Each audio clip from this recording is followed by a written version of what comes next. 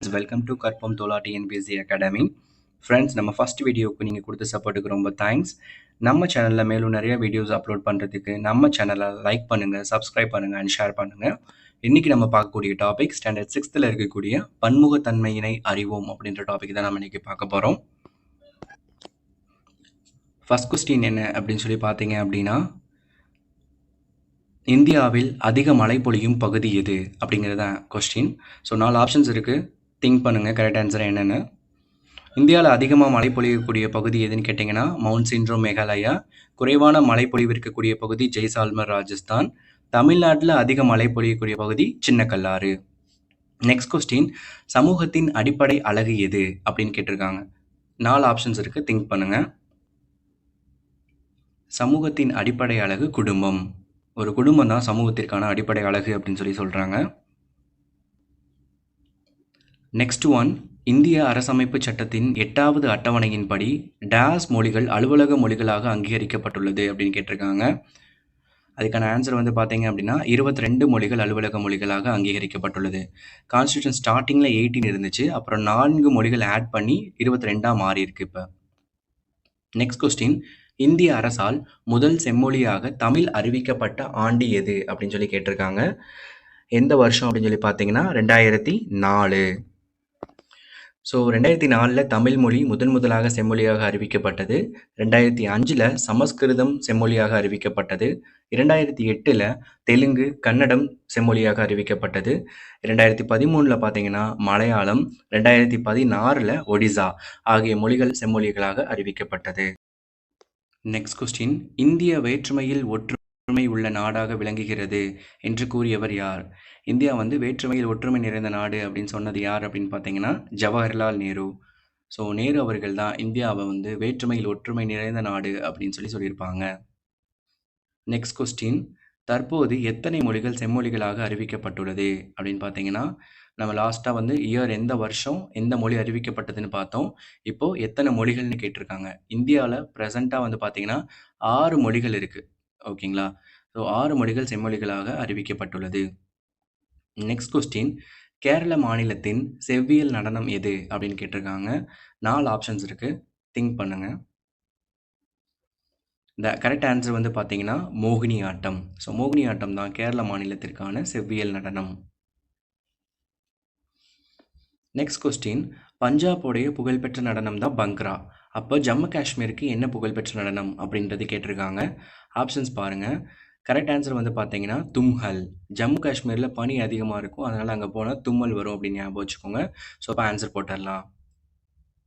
Next, குஜராத்தின் புகழ்பெற்ற நடனம் எது அப்படின்னு கேட்டிருக்காங்க. ஸோ ஆப்ஷன்ஸ் பாருங்கள். எது வந்து குஜராத்துக்கான புகழ்பெற்ற நடனம் அப்படின்றத திங்க் பண்ணுங்கள். ஆன்சர் வந்து பார்த்தீங்கன்னா A and B.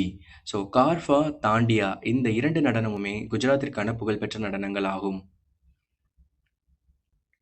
Next question, Nehru அவர்கள் நம்முடைய எந்த புத்தகத்தில் வேற்றுமையில் ஒற்றுமை என்ற வார்த்தையை கூறியுள்ளார்? ஸோ ஆப்ஷன்ஸ் பாருங்கள். அவர் எந்த புத்தகத்தில் வந்து சொல்லியிருப்பார் அப்படின்னா டிஸ்கவரி ஆஃப் இந்தியா அப்படின்னு சொல்லக்கூடிய புத்தகத்தில் தான் வேற்றுமையில் ஒற்றுமை அப்படிங்கிற அந்த வார்த்தையை கூறியிருப்பார் நேரு. நெக்ஸ்ட் கொஸ்டின், ராஜஸ்தானின் புகழ்பெற்ற நடனம். ஆப்ஷன்ஸ் பாருங்கள், என்ன வரும்னு சொல்லி திங்க் பண்ணுங்கள். த கரெக்ட் ஆன்சர் வந்து பார்த்தீங்கன்னா ஏ மற்றும் சி. ஸோ கல்பேலியா, கூமர் ஆகிய நடனங்கள் வந்து பார்த்தீங்கன்னா ராஜஸ்தானின் புகழ்பெற்ற நடனங்கள் ஆகும். நெக்ஸ்ட் கொஸ்டின், இந்தியாவை இனங்களின் அருங்காட்சியகம் என கூறியவர் யார் அப்படின்னு சொல்லி பாருங்கள். ஆப்ஷன்ஸ் யோசிங்க யார் கரெக்டாக இருக்கும்னு. ஸோ கரெக்ட் ஆன்சர் வந்து பார்த்தீங்கன்னா விஏ ஸ்மித். ரொம்ப முக்கியமான கொஸ்டின். இந்தியாவை இனங்களின் அருங்காட்சியகம் என கூறியவர் விஏ ஸ்மித். நெக்ஸ்ட் கொஸ்டின், 2001ஆம் ஆண்டு மக்கள் தொகை கணக்கெடுப்பின்படி இந்தியாவில் டேஸ் முக்கிய மொழிகளையும் டேஸ் பிற மொழிகளும் இருந்துச்சு அப்படின்றது கேட்டிருக்காங்க. கரெக்ட் ஆன்சர் 122 முக்கிய மொழிகளையும் 1599 பிற மொழிகளையும் இந்தியா கொண்டது. இந்திய மக்களால் அதிகமாக பேசப்படும் மொழி எது அப்படின்னு கேட்டிருக்காங்க. ஸோ 4 ஆப்ஷன்ஸ் இருக்குது, திங்க் பண்ணுங்கள் எது கரெக்டாக இருக்கும்னு. ஸோ இந்திய மக்களால் அதிகமாக பேசப்படக்கூடிய மொழி ஹிந்தி மொழி. ஹிந்தி மொழி தான் இந்தியால அதிகமா பேசப்படுது. எவ்வளோ பெர்சன்டேஜ் பார்த்தீங்க அப்படின்னா, 43.63% மக்களால ஹிந்தி மொழி வந்து பேசப்படுது. இது எந்த கணக்கெடுப்பின்படி பார்த்தீங்கன்னா, 2011ஆம் ஆண்டு கணக்கெடுப்பின்படி, இந்தியால அதிகமா பேசக்கூடிய மொழிகள் அப்படின்னு சொல்லி ஒரு 5 மொழிகள் எடுத்திருக்காங்க. ஸோ, அதில ஃபர்ஸ்ட் இடத்துல வந்து பார்த்தீங்கன்னா, ஹிந்தி மொழி வந்து இடம்பெற்றிருக்கு. 43.63%. நெக்ஸ்ட் தெலுங்கு 6.93% மொழிகள் அவ்வளோ மக்கள் பேசுறாங்க. நெக்ஸ்ட்டு மராத்தி 7.9% மக்கள் வந்து பேசுறாங்க.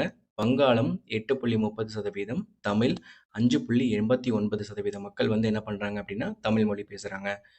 ஸோ இந்திய மக்களால அதிகமா பேசப்படக்கூடிய மொழிகள்ல 5வது இடத்துல தமிழ் மொழி இருக்கு.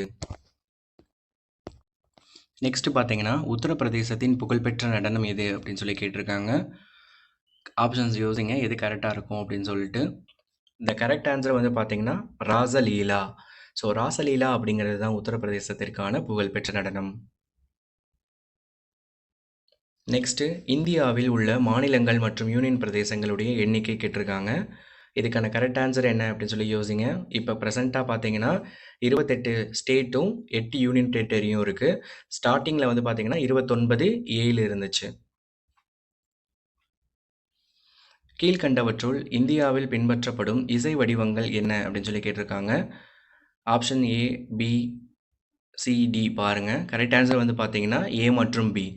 லவானி, கச்சல் இசை, நாட்டுப்புற இசை, கர்நாடக இசை இது எல்லாமே இந்தியாவில் பின்பற்றப்படக்கூடிய இசை வடிவங்கள். அசாம், கர்நாடகா, வட இந்தியா, ஆந்திரா இதெல்லாம் ஸ்டேட்டு. அதுக்கு அப்படியே ஆப்போசிட்ல வந்து பார்த்தீங்கன்னா, யக்ஷகானம், சத்ரியா, குச்சிப்புடி, கதக் அப்படின்னு சொல்லிட்டு நடனங்கள் குடுத்துருக்காங்க. ஸோ, இத வந்து எந்த ஸ்டேட்டுக்கு எந்த நடனங்கள் வந்து கரெக்ட்டா இருக்கும் அப்படின்னு சொல்லி நம்ம மேட்ச் பண்ணணும். அசாம் பாருங்க. அசாமுக்கான வந்து புகழ்பெற்ற நடனம் அப்படின்னு சொல்லி பார்த்தீங்க அப்படின்னா, சத்ரியா அப்படிங்கிறது தான் அசாமுக்கான புகழ்பெற்ற நடனம். கர்நாடகா யக்ஷகானம், வட India Kathak, Andhra Kuchipudi. Correct answer அப்ப என்னன்னு சொல்லி யோசிங்க. கரெக்ட் ஆன்சர் வந்து 2143. அசாம் சத்ரியா, கர்நாடகா யக்ஷகானம், வட இந்தியா கதக், ஆந்திரா குச்சிப்புடி. ஸோ 2143 அப்படிங்கிறது தான் answer.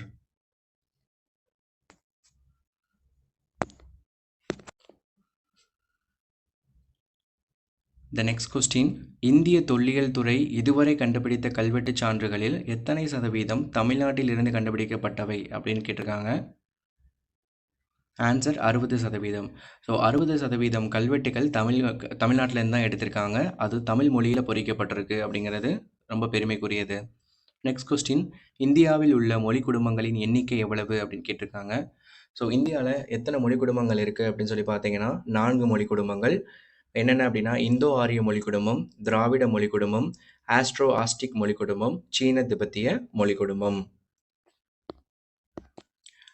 Thank you friends, thank you for வாட்சிங். ஸோ நம்ம சேனலில் போடுற வீடியோஸ் உங்களுக்கு பிடிச்சிருந்துச்சு அப்படின்னா லைக் பண்ணுங்கள், சப்ஸ்கிரைப் பண்ணுங்கள் அண்ட் ஷேர் பண்ணுங்கள். ஸோ அதுதான் வந்து எங்கள் சேனலில் வந்து மேலும் மேலும் நாங்கள் வந்து வீடியோஸ் வந்து அப்லோட் பண்ணுறதுக்கு எங்களுக்கு ரொம்ப ஹெல்ப்ஃபுல்லாக இருக்கும். Thanks for your support friends. Thank you.